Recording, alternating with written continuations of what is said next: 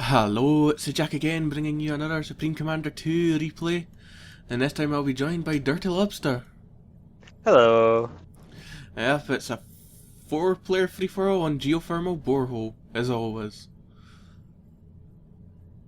We like geothermal borehole.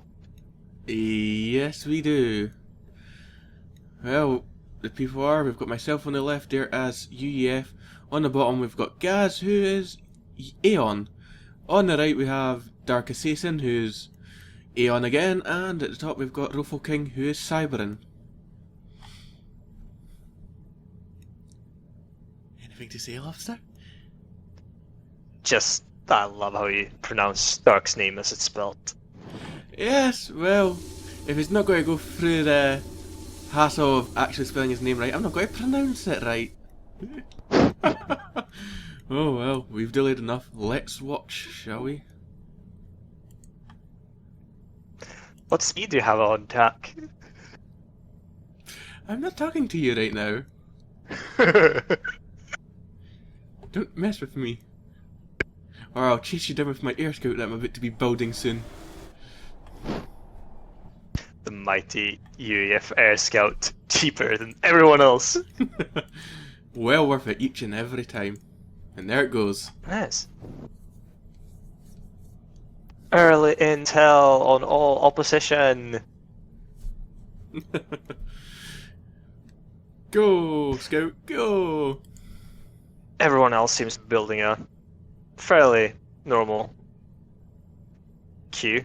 Yep. Just keep an eye on my scout now. If this is a game I do it. Yep, there it goes.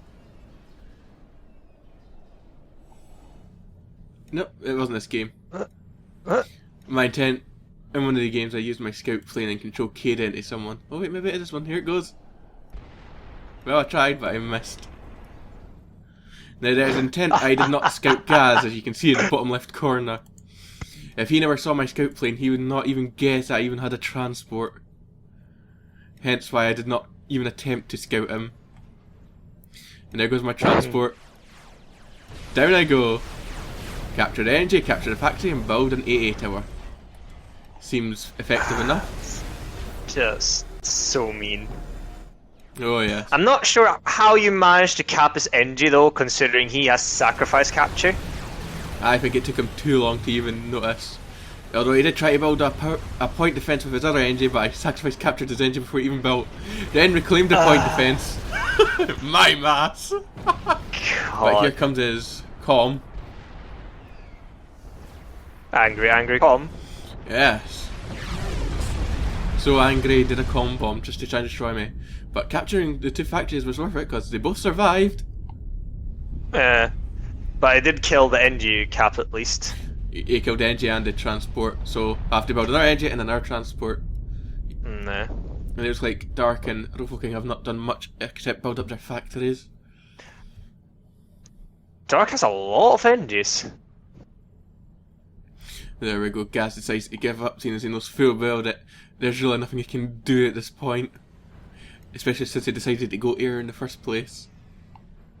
And as I got an engineer of another faction, I get to build my research centre right in the bottom there. Hopefully where no one will look because I control Cade.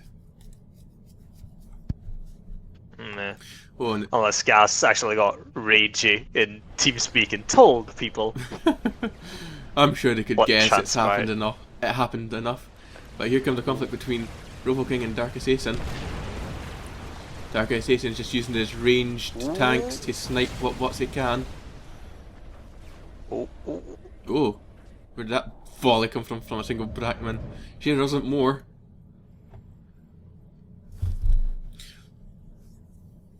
You can see after capturing Engineer I've switched to a massive amount of land here, queuing up 8 factories there. But it looks like Dark is well aware of what I'm actually doing, so he's charging at me with all his tanks. And there's nothing I can do about it. I built 4 planes, but they can do nothing. But you may notice down at the bottom I control-K'd my research centre and reclaimed it. I did not want Dark to notice that at all. That's very clever actually. I wish I'd actually done that with the factories, because then he could assume that I didn't get an engineer. I was just about to say, considering his still he sees the factories you managed to cap. He's probably going to assume you had an engine, a transport somewhere. Yeah. It was just, I was too slow doing it with the factories, but it was worth it doing it for the research centre. Just for the lols. But I did build it somewhere safer. As you can see, I took the engineer back to my base. That's a lot of tanks Stark's already managed to build up. Yeah. Only from 5 assisted factories. I'm sure Aeon can have 6 assisted factories though. So I It wouldn't... does have 2 engines assisting. No? No? That engine's just idling. I really thought the foremost of the 4 in line, I thought that was assisted by 2, but Yeah. that engine's just doing nothing. Well, He's on vacation. Now we know why he's on 5 factories. Yeah. That's what he's been planning. I wonder what experimental he's went for. Probably, or you know. Most likely.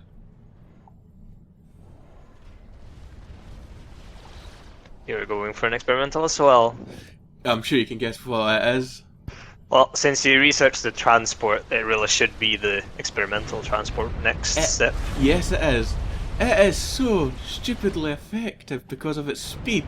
You can see all my tanks falling back to it so I can use it in secrecy as much as possible. I use my 2 engineers up front to make it look like a comm, just so they wouldn't be so chargy at me. It kind of works. Placing a few units with space between can also make it look like experimentals, which is also a good tactic to deter people from moving in on you. Yeah. Although it could have the opposite reaction if you try to make it look like experimentals. It'll make them think you're a threat and attack you first. Especially if you only have 2 placed out like that. Yeah, and it looks like Dark's seen me rebuilding down there again and is charging at me. But my transport filled with tanks is zooming around the map to save me. 75 tank capacity. That transport is just so very fast! Yes it is, I love it. I love it, I love it, I love it. I have no idea why I've never used it as much as I have lately. You realise how awesome it is? Look how fast it goes! Zoom! It's back in his base before he even realises where it's going!